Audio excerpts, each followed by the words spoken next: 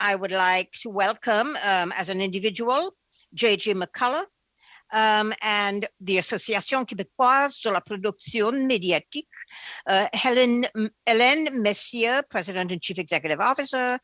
Then we have BCE Inc. with Jonathan Daniels, Vice President, and Karine Moses, Vice Chair, Quebec, and Senior Vice President, Content Development and News. Black Screen Office, Joan Jenkinson, Executive Director, Canadian Media Producers Association, Reynolds Maston, President and Chief Executive Officer, Catherine Winder, Chief Executive Officer, Wind Sun Sky Entertainment, Inc. And then we have Friends, Marla Boltman, Executive Director, Public Interest Advocacy Center, John Lawford, Executive Director and General Counsel. So what we will do now is each association, each group will have 5 minutes. You can divide who speaks in that 5 minutes amongst yourselves. But you have 5 minutes. I will give you a 30-second, I keep saying 30 minutes, a 30-second notice so that you know you should wrap up. So when everyone is finished, we will then move to a question and answer segment. So I now begin with Ms. McCullough, to J.J. McCullough. I cannot see J.J. McCullough. Yes. Begin, please. Hello, friends. My name is J.J. McCullough, and I am a professional YouTuber from New Westminster, BC. Today, I hope to teach the committee about Canada's vast YouTuber community and why so many of us fear Bill C-11, a bill we did not ask for, do not need, and threatens the success we've already achieved. My channel's subject matter is mostly cultural analysis with a focus on Canadian identity. My video topics have ranged from a biography of Wilfrid Laurier to the history of potato chips to why different political parties use different colors. My most popular video is about a Dairy Queen in my community, which has been viewed over 8 million times. Professional YouTubers like me earn a living from in-video advertisements, with ad revenue generally correlating with the popularity of our videos.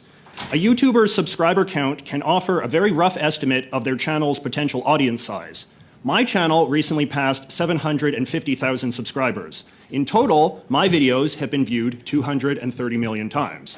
Now, these numbers might sound impressive, but I am actually one of this country's mid-level YouTubers at best. According to socialblade.com, I am merely the 414th most popular Canadian YouTuber. Indeed, according to Social Blade, there are over 100 Canadian YouTubers with over 3.5 million subscribers and over 1 billion video views. But popularity at this level isn't necessary for success. My friend Joe Lee is a professional Canadian YouTuber who makes videos about life in Vancouver and was recently able to parlay the popularity of his channel into his own clothing line. He has just 156,000 subscribers and 12 million views, making him the 945th most popular Canadian YouTuber. This should hopefully offer a sense of the size of the YouTuber community as a faction of the Canadian cultural economy. The tremendous success and even worldwide fame of many Canadian YouTubers in the absence of government regulation should invite questions about the necessity of Bill C-11. An unregulated YouTube has been a 17-year experiment, and the result has been an explosion of popular Canadian content produced by Canadians of every imaginable demographic. Now, much of the debate around Bill C-11 has centered on so-called user-generated content, which is often implied to mean frivolous social media posts. But Section 4.2 states that government is interested in regulating content that, quote, generates revenues, which describes the sort of videos professional YouTubers create. Regardless, it is important to understand that it is simply impossible to regulate a platform like YouTube without also regulating creator content. It's like promising not to regulate books while regulating what can be sold in bookstores.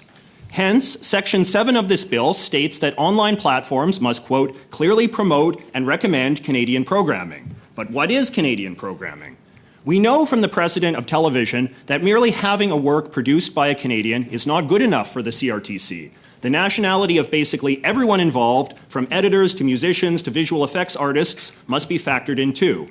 A detailed budget is expected, and the project's theme and subject matter must be explained.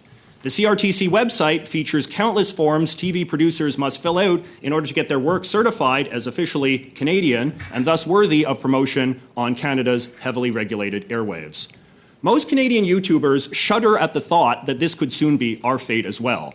Given the broad powers of the CRTC, which Bill C-11 expands to include digital platforms, the Canadian YouTuber community is right to worry that the continued success of their channels could soon be dependent on their ability to make content that's Canadian enough to obtain government endorsement. Even more ominously, Section 9 of this bill says the CRTC can dictate, quote, the proportion of programs to be broadcast that shall be devoted to specific genres on digital platforms. Given that YouTubers make videos of every genre imaginable, from fitness to architecture to political commentary, it is frankly terrifying to imagine that government may soon have a hand in determining which genres of video are more worthy of promotion than others.